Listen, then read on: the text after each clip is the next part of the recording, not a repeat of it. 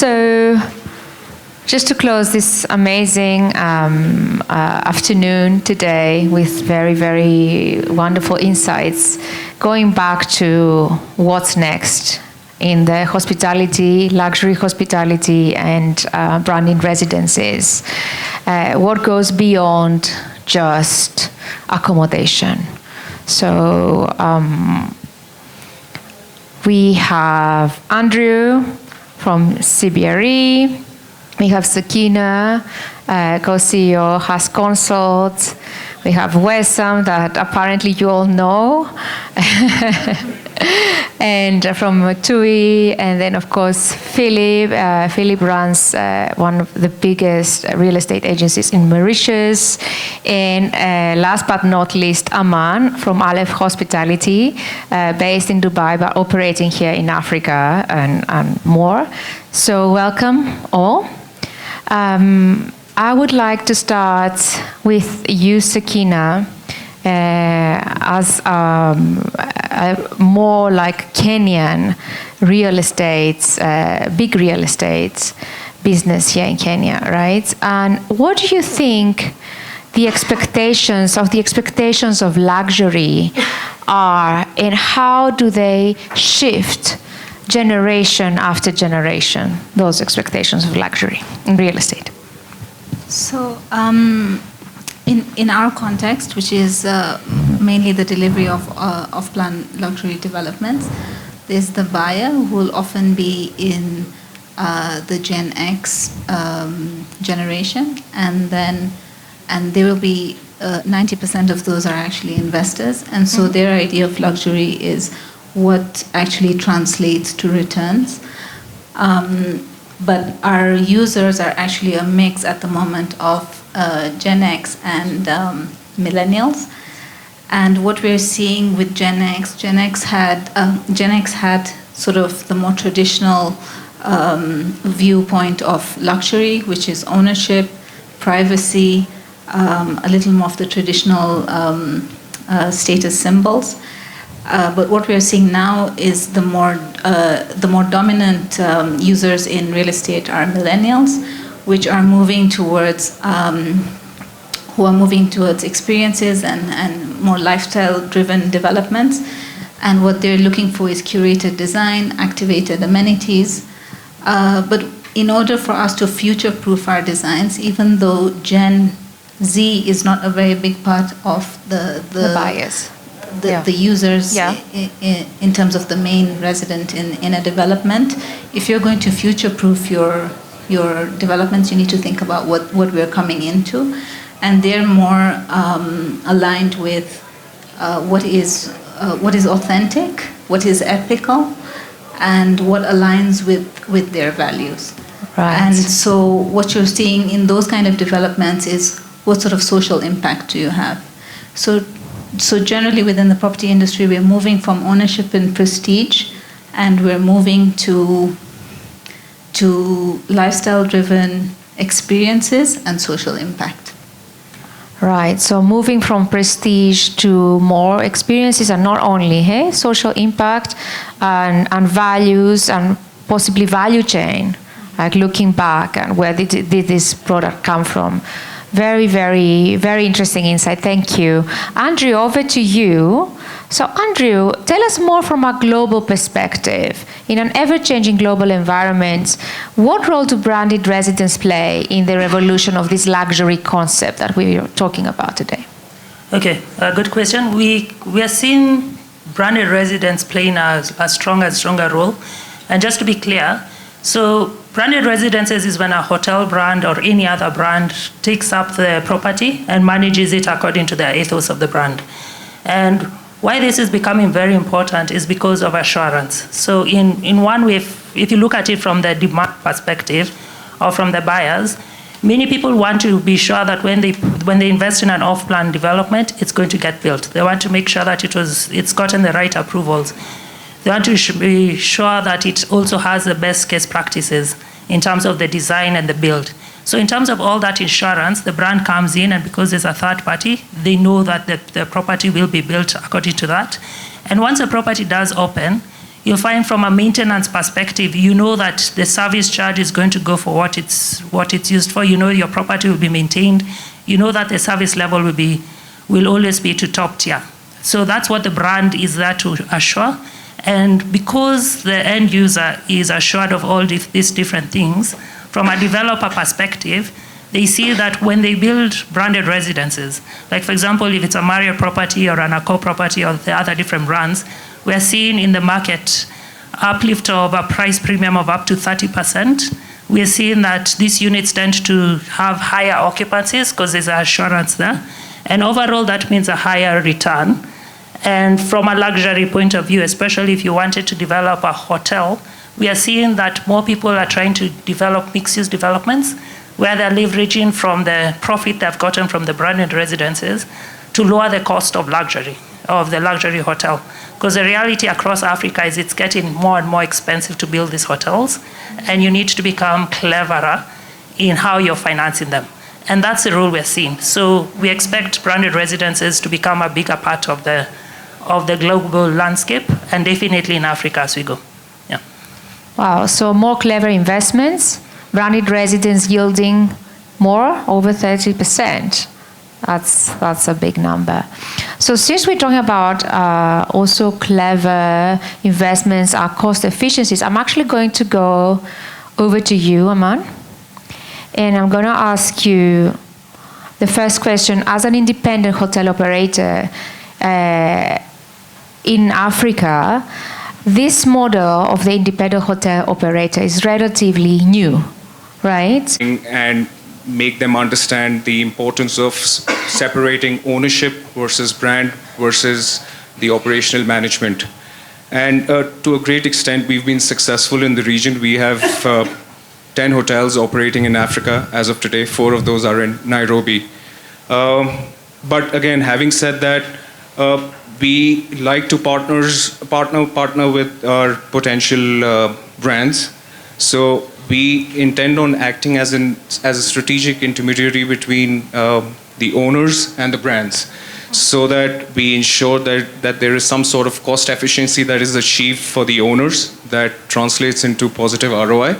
At the same time, we ensure that the brand standards of our potential partners at these hotel chains are also adhered to and uplifted at all times.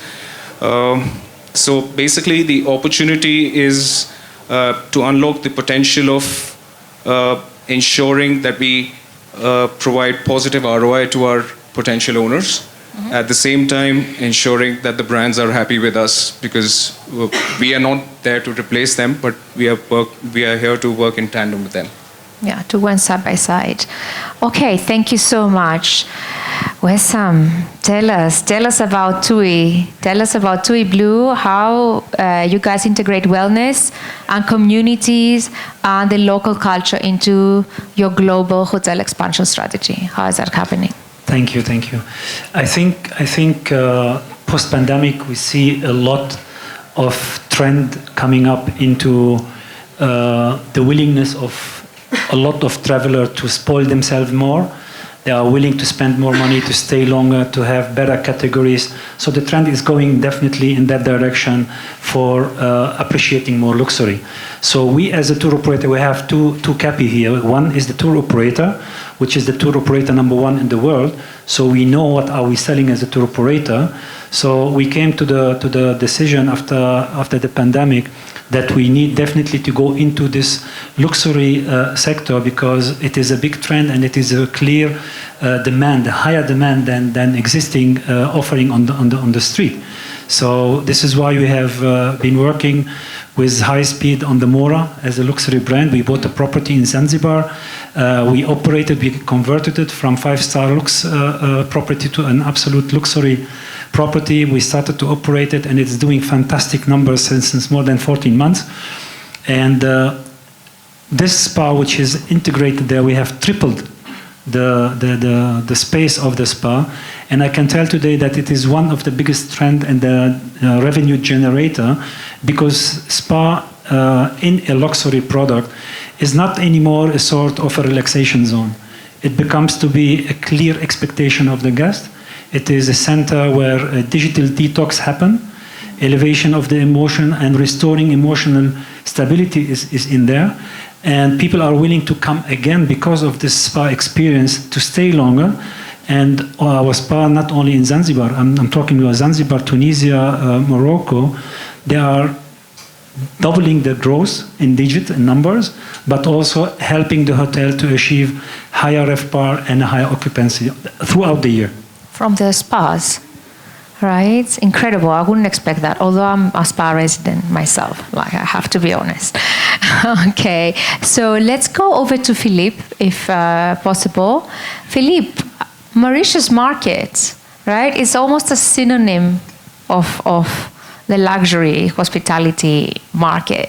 Tell us, how is the Mauritian market, how is this new trend of hospitality being viewed? Do you think it's being incorporated there? Thank you so much, Elina, and thank you for attending this session. So yeah, I mean, everybody I think in the room and in the world knows Mauritius for its hospitality choices and the hotels, the 5-star hotels, and especially in the luxury segment.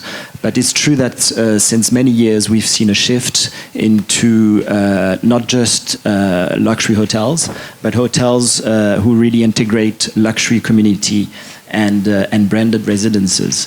So we see more and more branded residences coming on the market. And that says a lot about client expectations and buyers, because obviously we're speaking not only the hospitality sector, but now buyers who want to buy property in countries and destinations that offer that choice of buying into resorts with all the offering around it. So Mauritius has positioned itself really since many years now. It started in 2005, rapidly going over it, when the big sugarcane mills were allowed by the government to convert large portions of their land from sugarcane to big real estate developments open to foreign acquisition. This is where it all started for Mauritius. So, and since then, we've seen a boom in interest from different markets, mainly France, South Africa as well, and then it expanded to new markets. Nowadays, it expands to other countries of Europe because of everything that is happening in Europe. So we've seen a big boom. I mean, it generated $4 billion. It might be small for many countries, but it's big for Mauritius. $5 billion in FDI, and about 5,500 units have been sold through the years since these schemes have been introduced. Because foreigners cannot just buy anything they want in Mauritius. They've got to buy into resorts which are approved by the government. So that's how the government has regulated the market so as not to disrupt the local market too much and focus on the luxury segment. And we've seen resorts, sometimes hotel resorts, or rather residential resorts, adding the hospitality and the hotel segment of it in the resorts to add that element of branded residences or hotel part into the big residential resorts open to foreign acquisitions. And to your point, so we see many residential buildings and communities adding those hospitality add-ons, right? I don't even want to say services. It is an add-on service, right? And again, it's a community building. Why do you think they would do that? Would that influence somehow investors? Yes, definitely. Investors today want to more and more buy into luxury resorts which offer the different services that they would get traditionally in hotels.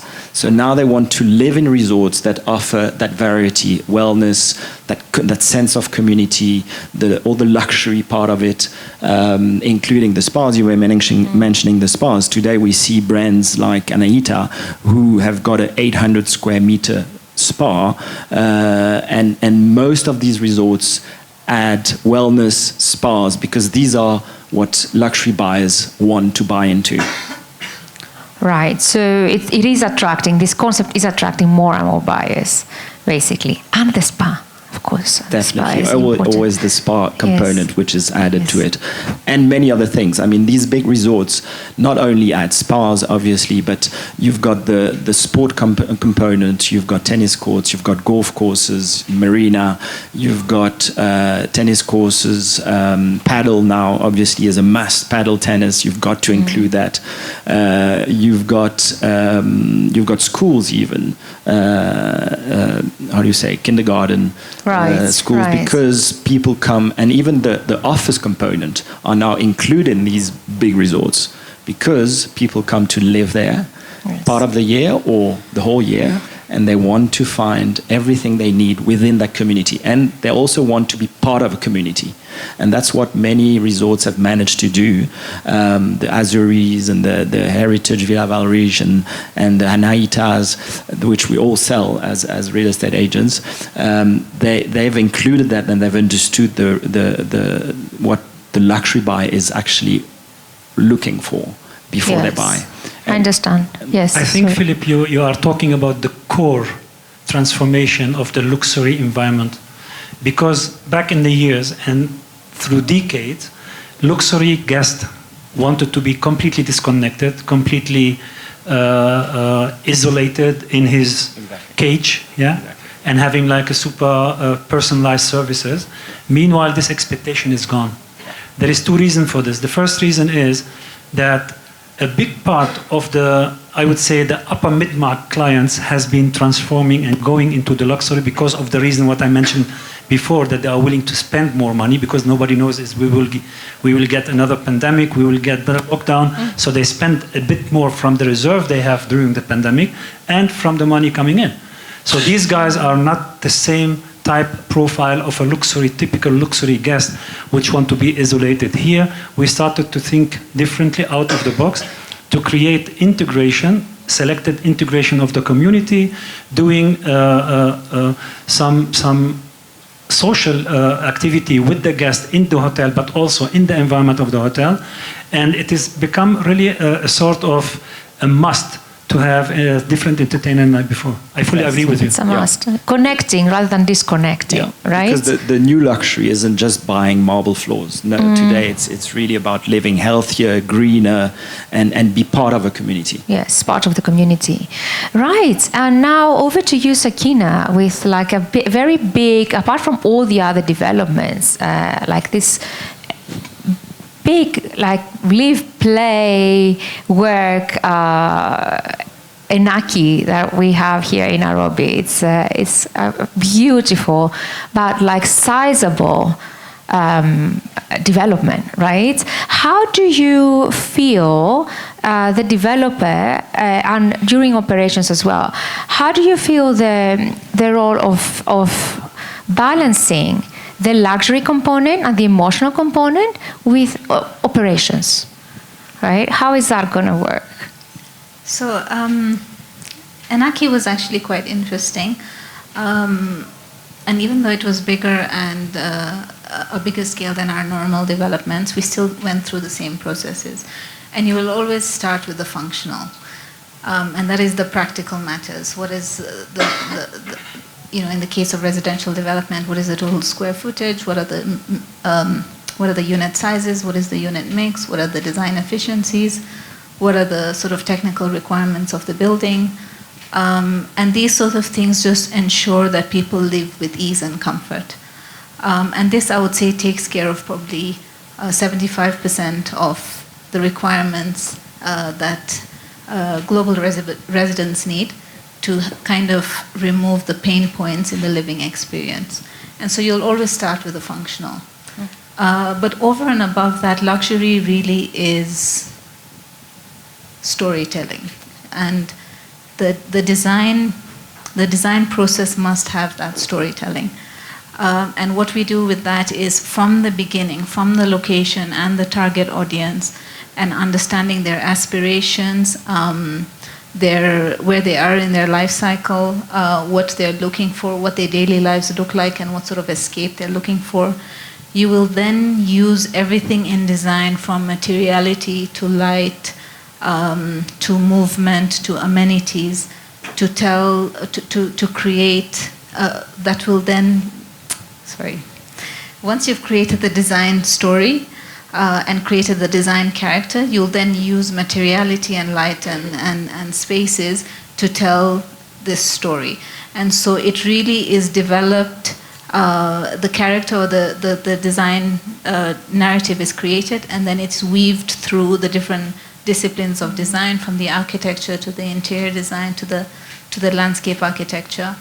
And so from the moment you enter a property, which I'm hoping that you see it at Anaki, the story is very clear about who the audience is, what is the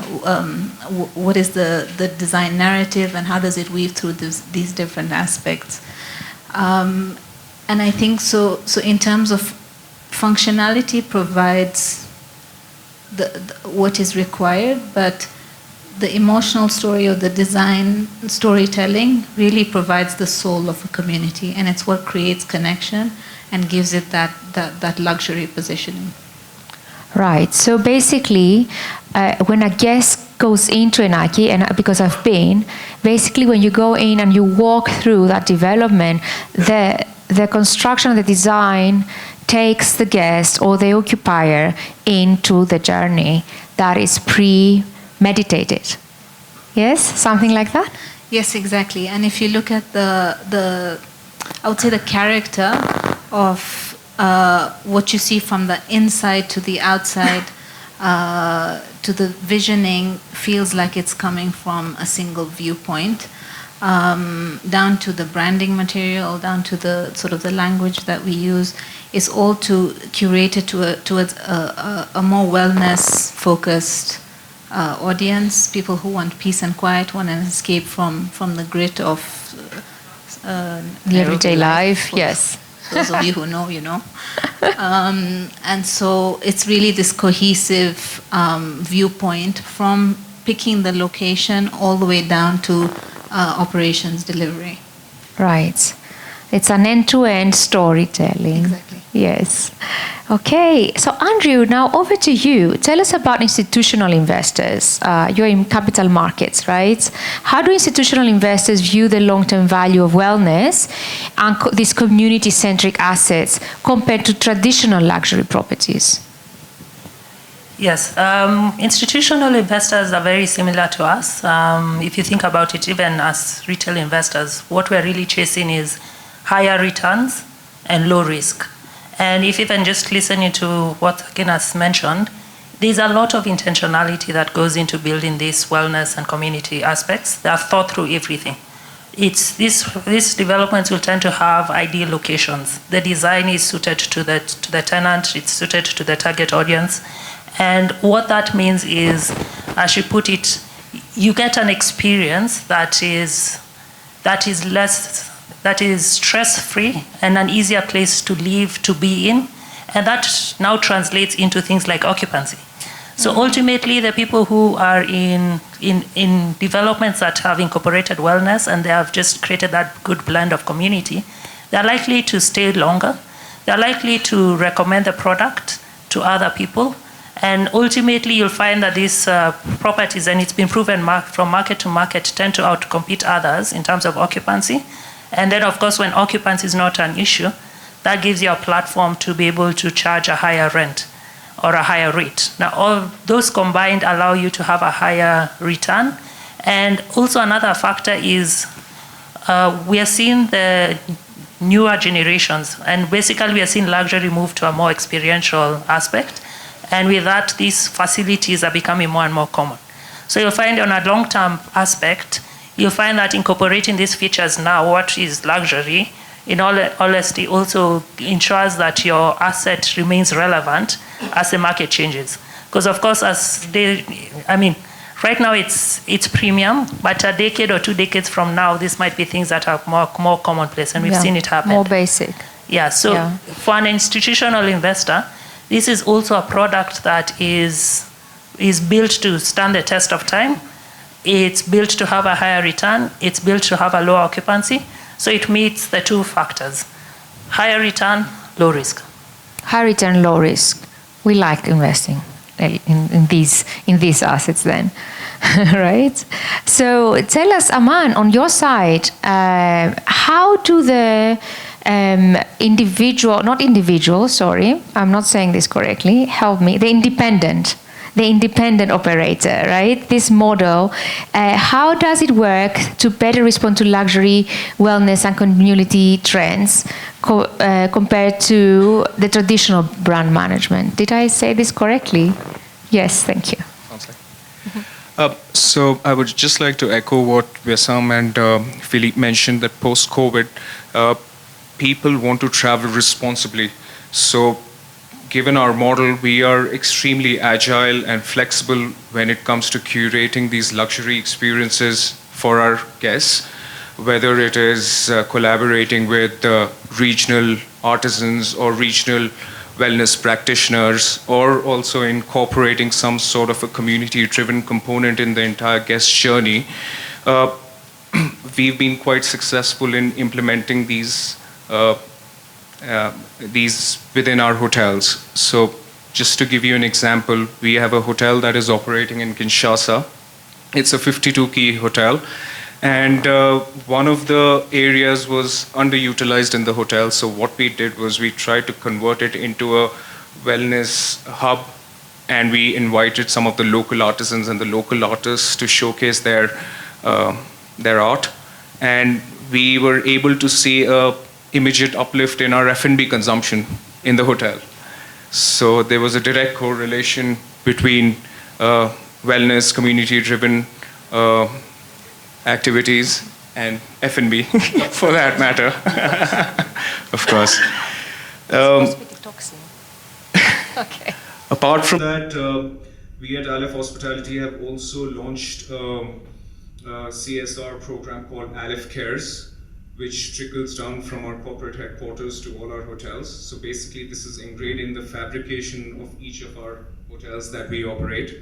A very powerful example of that effort is existing in Nairobi. So we manage the Boma hotels for the Kenyan Red Cross, and as Aleph Hospitality, we've committed 5% of our management fee towards the Red Cross Society for the development of the community. So, yeah. Right.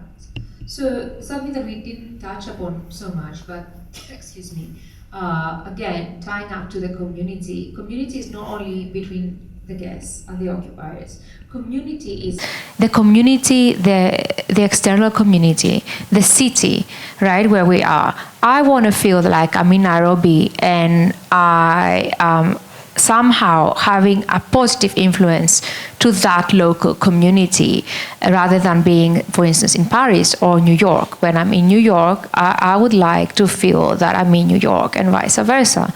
And I think what you're saying makes a lot of sense in terms of, again, the value chain that we discussed before, the value chain optimization. If I know that there is a component of helping elevating the community outside my micro system, right?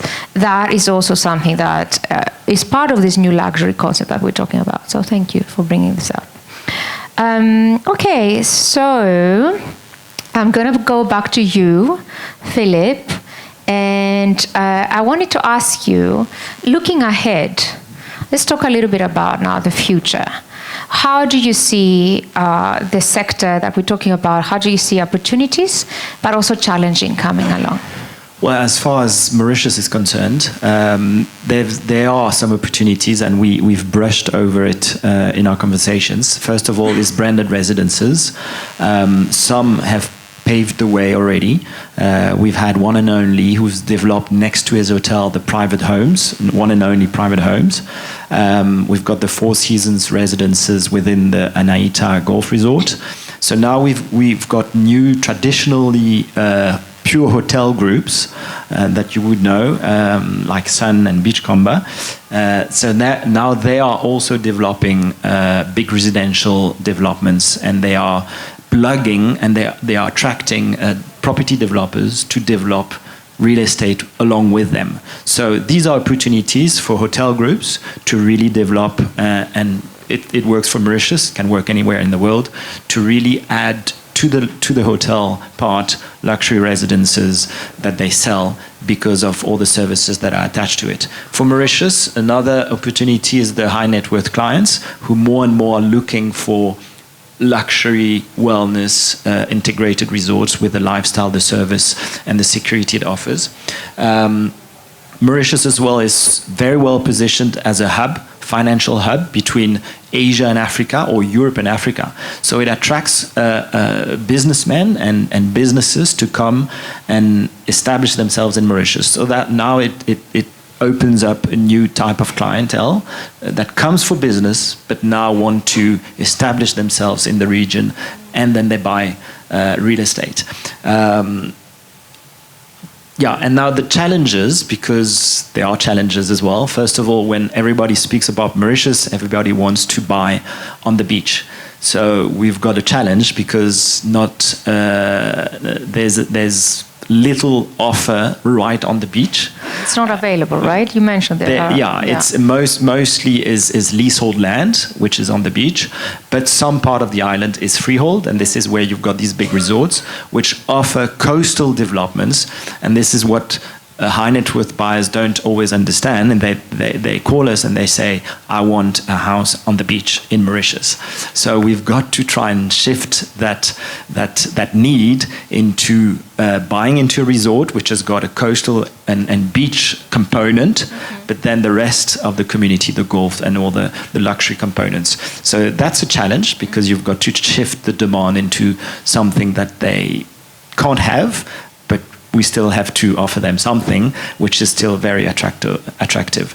Then it's also balancing exclusivity with community, because they're looking for privacy, but they also want the connection. So in the resorts and the real estate resorts that we're creating, it's really balancing, respecting their exclusivity and offering them the exclusivity of their residences, but within a community.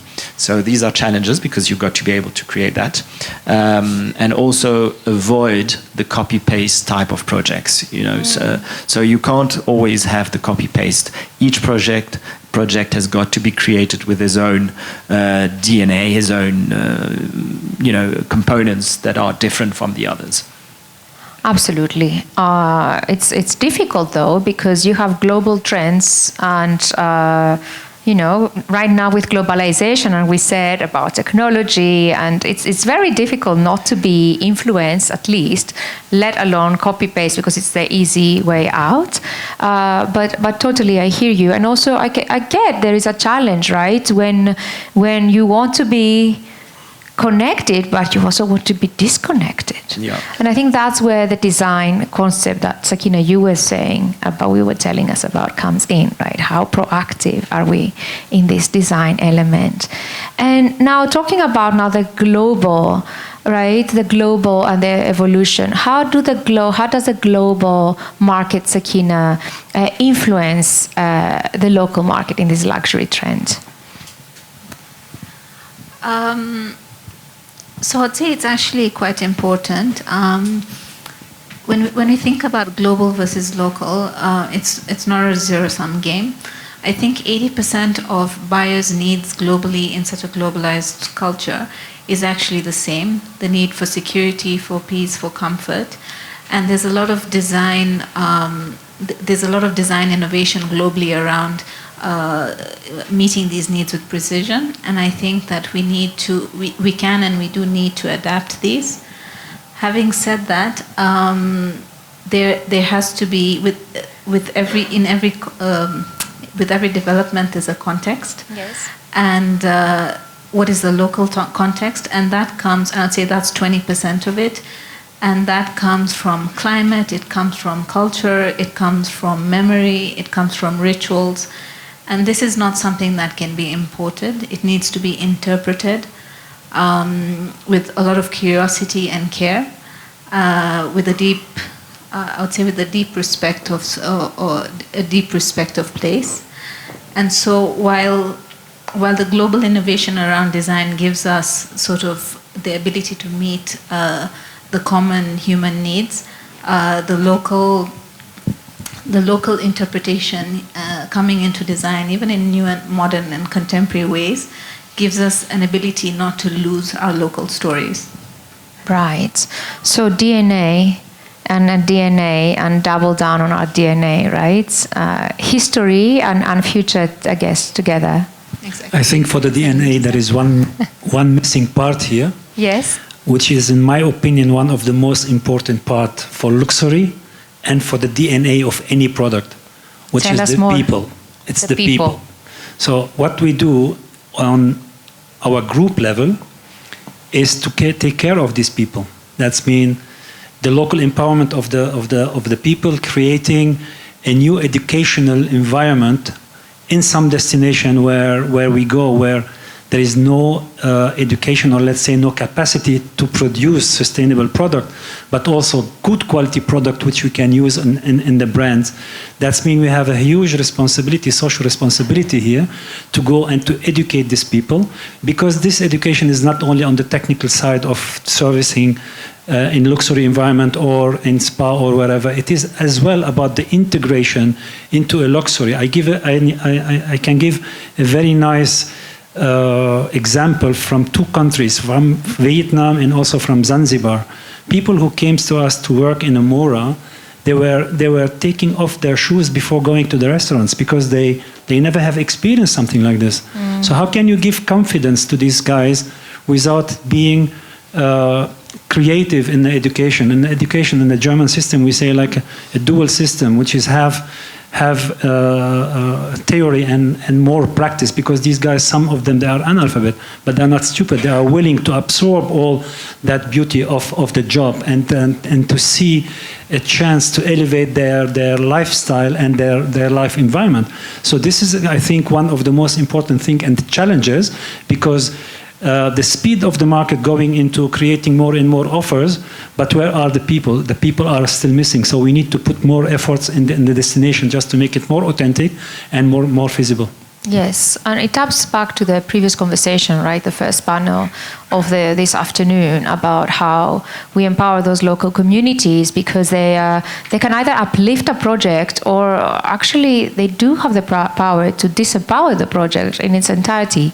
Sorry, Philip. No problem. No, I was from bouncing back from what Wessam was just mentioning. I would say that the next chapter for hospitality real estate will belong to those that can create real experiences and not just properties. Right. That probably summarizes a lot what Yeah, what you're real mentioning. experiences and authenticity. Okay, so Wessam, you kind of like stole the thunder of the last question I was going to ask you, which was, what is TUI's group sustainability and social impact agenda?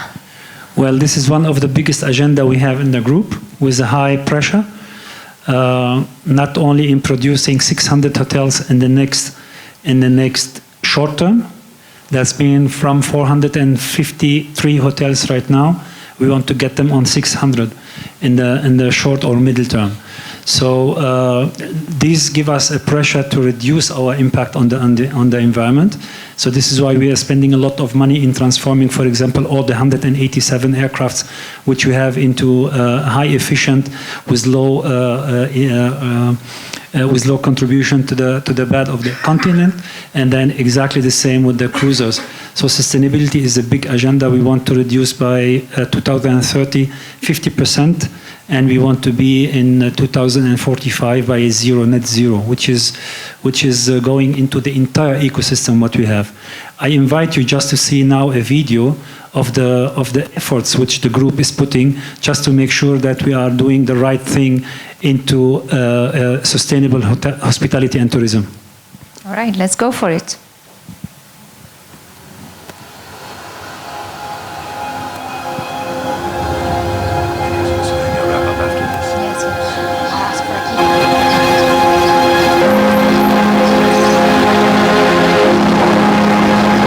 My name is Kanzo Bakar. My name is Haula El Haidi. Balan Mabunda. Me llamo Domingo Garcia. My name is Maya. Ignacio Romero. It's about creating experiences not only around the guests, but around the community as well. And it's also about giving back to the community. Right, giving back to the community. Sakina. I'm going like this. I think from my exposure to different people in the luxury sales space, is that luxury is not the same for everyone.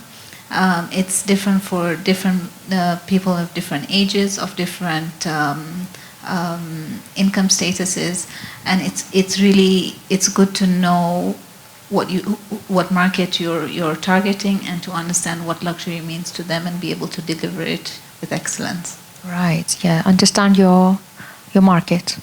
Important. And Philip?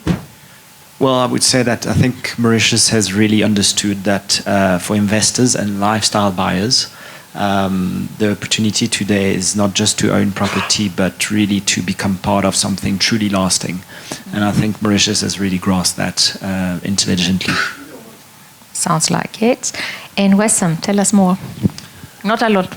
I think luxury is not a gold tab anymore. It is clearly how to transform every single property into a sanctuary and a second home for all the guests. This make a future for the country, and that builds trust. And TUI Hotels and Resorts will definitely invest a lot on the continent just to be part of this future.